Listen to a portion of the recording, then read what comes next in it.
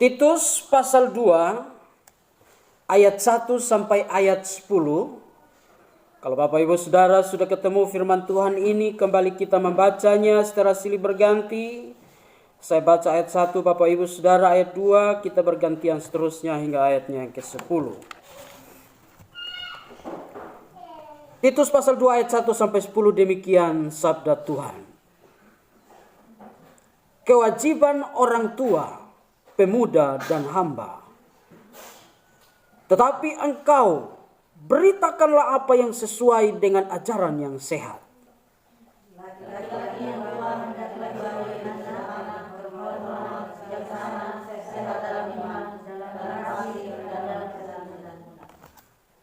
Demikian juga perempuan-perempuan yang tua, hendaklah mereka hidup sebagai orang-orang beribadah. Jangan memfitnah, jangan menjadi hamba anggur, tetapi cakap mengajarkan hal-hal yang baik.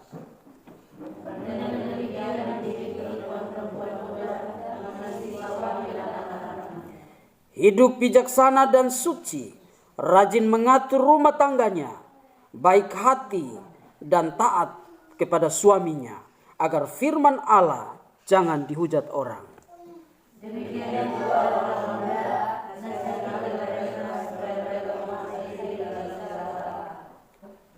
Dan jadikanlah dirimu sendiri suatu teladan dalam berbuat baik.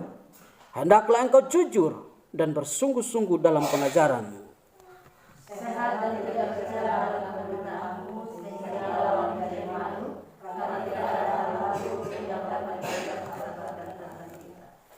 Hamba-hamba hendaklah taat kepada tuannya dalam segala hal dan berkenan kepada mereka.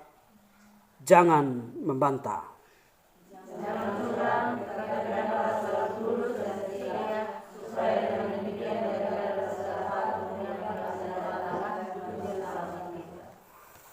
Puji Tuhan Bapak Ibu Saudara, demikian jauh pembacaan firman Tuhan bagi kita hari ini, dan tentunya yang berbahagia adalah kita semua yang sudah membaca atau mendengar firman Tuhan ini, terlebih bagi kita yang bukan hanya saja mendengar, tapi kemudian kita melakukan kebenaran firman Tuhan ini dalam kehidupan kita hari lepas hari. Bapak Ibu Saudara, Shalom. Puji Tuhan, tema kita hari ini adalah memberitakan ajaran yang sehat. Saya ambil di ayatnya yang pertama. Memberitakan ajaran yang sehat. Pertanyaannya adalah, apa itu ajaran yang sehat? Ajaran yang sehat adalah ajaran yang sesuai dengan kebenaran Injil Yesus Kristus. Ajaran yang sehat adalah ajaran yang berdasarkan pada kebenaran firman Tuhan atau Alkitab. Ajaran yang sehat adalah ajaran yang membangun iman. Ajaran yang kemudian menghasilkan buah-buah kasih dan kehidupan yang berkenan kepada Tuhan. Bapak Ibu Saudara, mengapa Paulus menasihati Titus untuk memberitakan ajaran yang sehat kepada jemaat-jemaat pada waktu itu? Karena Paulus mengetahui bahwa di Pulau Kreta ini adalah tempat di mana Titus sedang melayani. Di Pulau Kreta ini, kehidupan orang-orang di sana terkenal dengan moralitas yang buruk. Artinya kehidupan orang-orang di Pulau Kreta itu, hidup mereka tidak tertib. Hidup mereka kacau balau. Banyak masalah yang terjadi di Pulau Kreta pada waktu itu. Coba kita lihat pasal 1 ayat 12. Ini pasal 1 ayat 12, firman Tuhan mengatakan begini. Seorang dari kalangan mereka, nabi mereka sendiri pernah berkata, dasar orang Kreta pembohong, binatang buas, pelahap yang malas, dan seterusnya. Jadi Bapak Ibu Saudara, hal ini menunjukkan bahwa masyarakat di Pulau Kreta ini terbiasa dengan kebohongan. Mereka hidup dalam keserakahan, hidup dalam hawa nafsu, hidup mereka tidak tertib dan kacau balau. Itulah sebabnya Paulus menasihati Titus supaya menegur mereka dengan tegas, supaya mereka kembali sehat dalam iman. Karena kehidupan masyarakat orang-orang di Pulau Kreta itu ternyata mereka tidak sehat dalam iman. Maka Paulus tegaskan kepada Titus supaya Titus mengajarkan kepada mereka supaya mereka kembali sehat dalam iman. Paulus menasihati Titus untuk mengatur kehidupan jemaat dengan baik, menetapkan pemimpin-pemimpin di dalam jemaat, sehingga para pemimpin-pemimpin jemaat ini dapat menjadi contoh dan teladan yang baik bagi orang-orang percaya pada waktu itu. Jadi para penilik jemaat, penatua yang dipilih pada waktu itu haruslah orang-orang yang baik, orang-orang yang menjadi contoh dan teladan bagi kehidupan jemaat. Lalu kemudian Paulus tegaskan bahwa ajaran yang sehat itu harus dimulai dari dalam kehidupan keluarga. Di dalam keluarga ada orang tua, ayah, ibu, ada anak-anak, ada pembantu, ada hamba, dan lain sebagainya. Sehingga kita lihat di sini mulai dari ayat 2, coba kita perhatikan. Ini nasihat-nasihat yang harus Titus sampaikan kepada keluarga-keluarga. Kita lihat mulai dari ayat 2. Pertama, nasihat tentang ajaran yang sehat harus diberikan kepada laki-laki yang tua. Laki-laki yang tua maksudnya adalah bapak-bapak, ayah, kepala keluarga, imam di dalam rumah tangga. Kita perhatikan nasihatnya. Ajaran sehat yang harus dimiliki oleh seorang bapak, seorang ayah dalam kehidupan rumah tangga adalah yang pertama, hendaklah hidup sederhana. Jadi ajaran yang sehat yang harus dimiliki oleh seorang bapak di dalam kehidupan rumah tangga, seorang bapak itu harus hidup sederhana.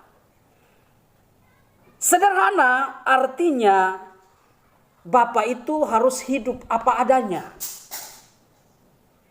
Tidak boros, tidak bergaya hidup mewah.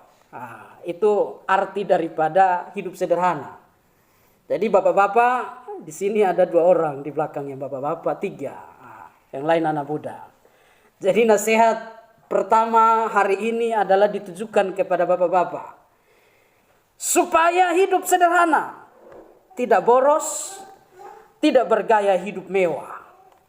Jadi sekalipun bapak-bapak adalah para pejuang-pejuang, kerja keras, mencari uang dan lain sebagainya, tapi haruslah hidupnya itu sederhana.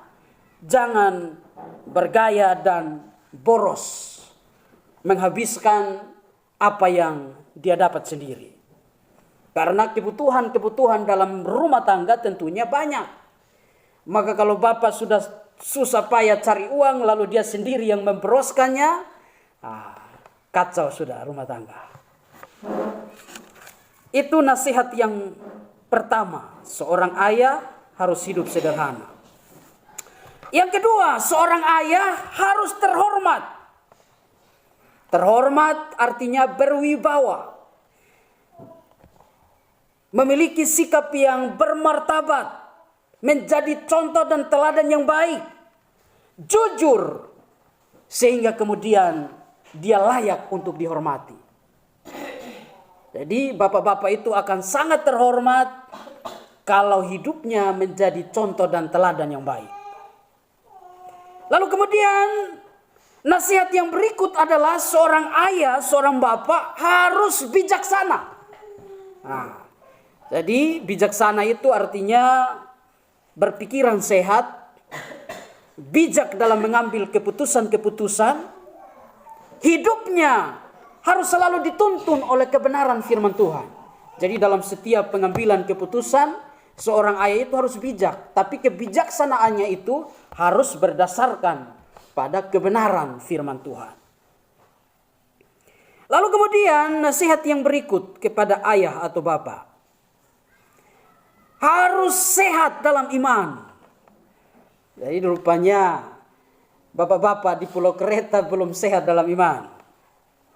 Apakah bapak-bapak di Lembaru sudah sehat dalam iman atau belum? Ya. Bapak di belakangnya senyum-senyum saja ini. Sudah sehat dalam iman atau belum ini? Ya.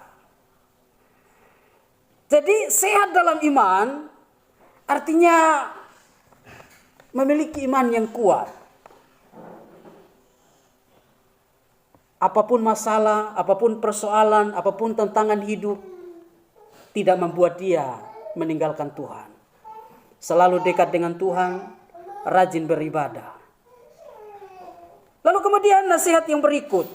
Bukan hanya sehat dalam iman, tapi juga harus sehat di dalam kasih.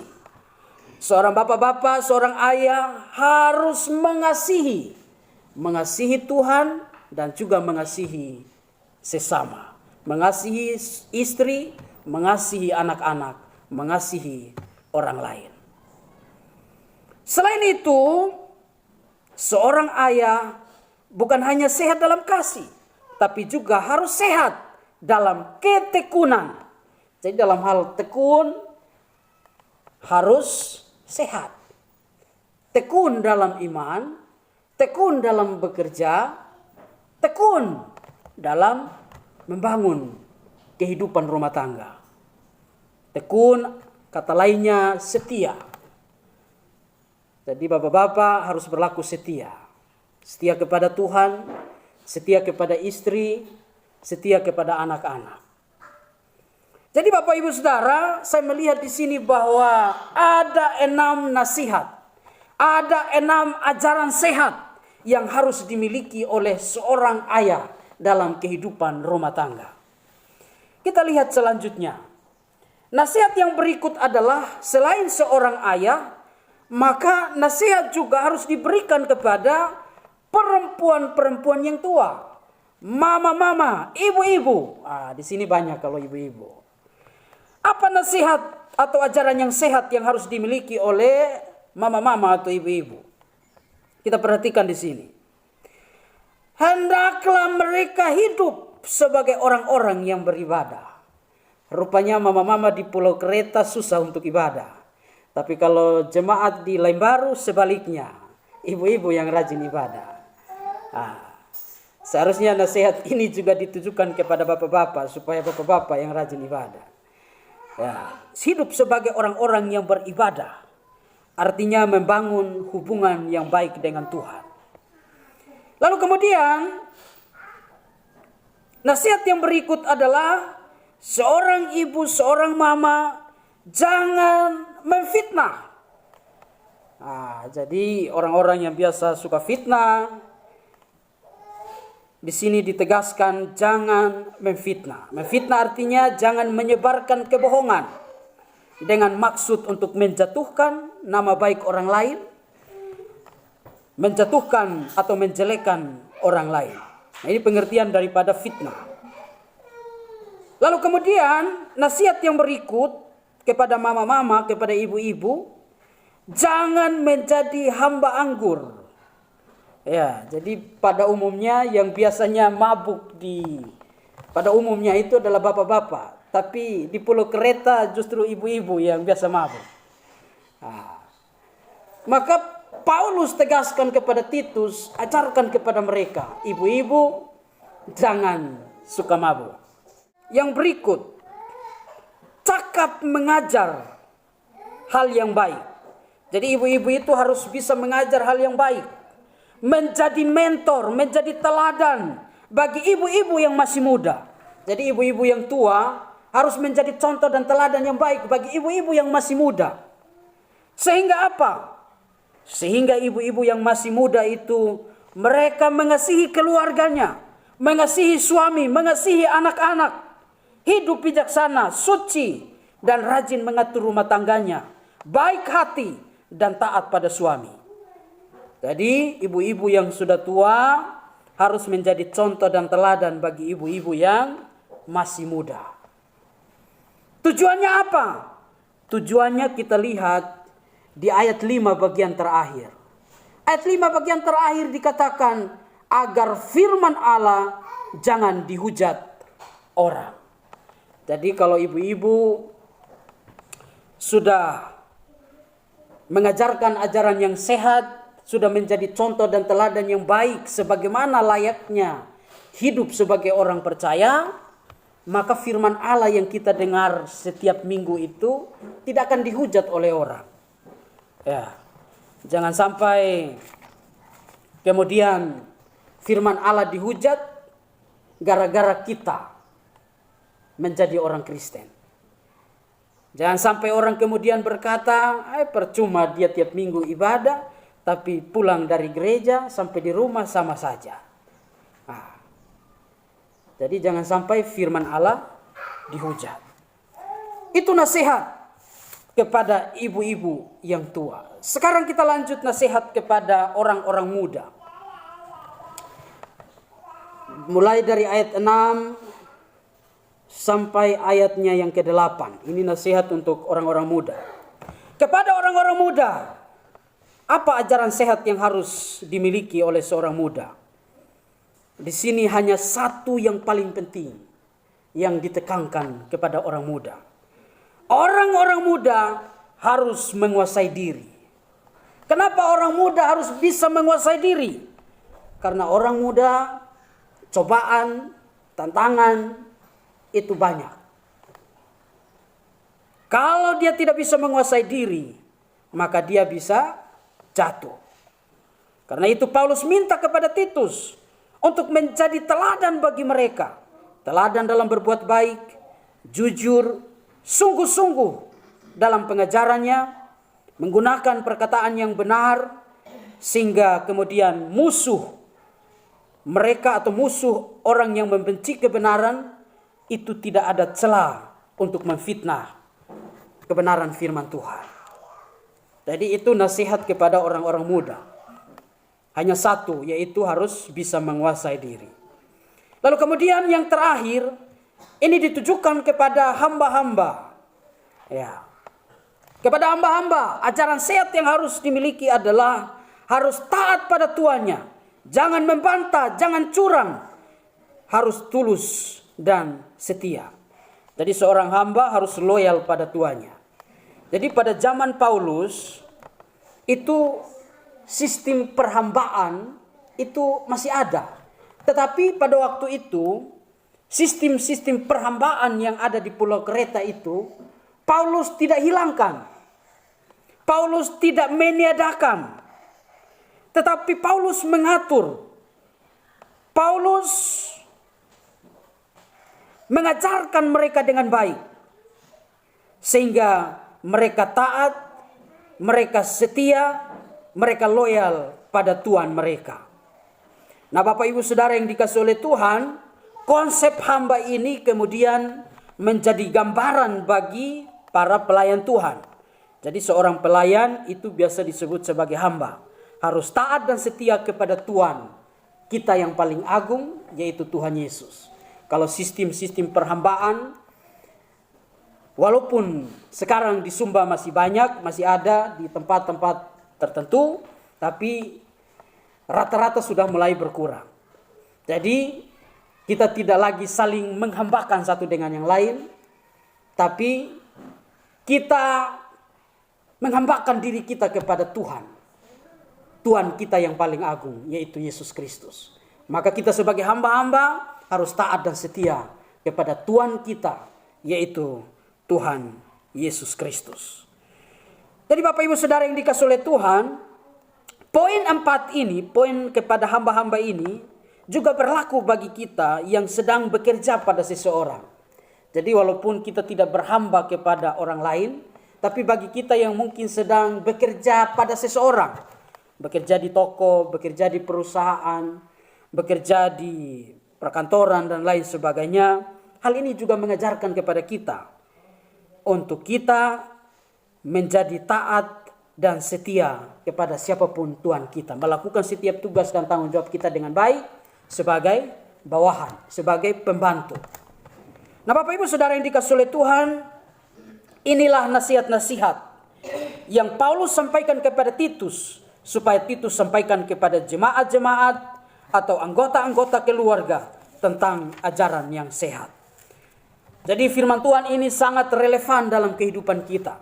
Sama seperti masyarakat di Pulau Kreta yang penuh dengan kebohongan, kebiasaan buruk. Kehidupan kita di zaman sekarang ini juga tidak jauh berbeda. Banyak orang hidup tidak tertib. Banyak orang hidup dalam kebohongan. Gaya hidup serakah, hidup egois. Hubungan keluarga yang mudah rusak atau retak dan lain sebagainya.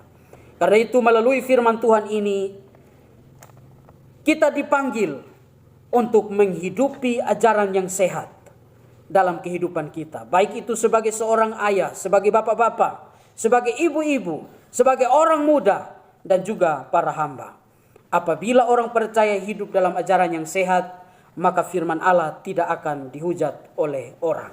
Lalu kemudian yang paling terakhir, apabila orang percaya hidup dalam ajaran yang sehat, maka orang kemudian akan memuliakan Tuhan kita, Yesus Kristus, dalam ayat yang ke-10 bagian terakhir. Orang akan memuliakan ajaran Allah, Juru Selamat kita, Yesus Kristus. Tuhan memberkati kita dengan kebenaran firman-Nya. Amin.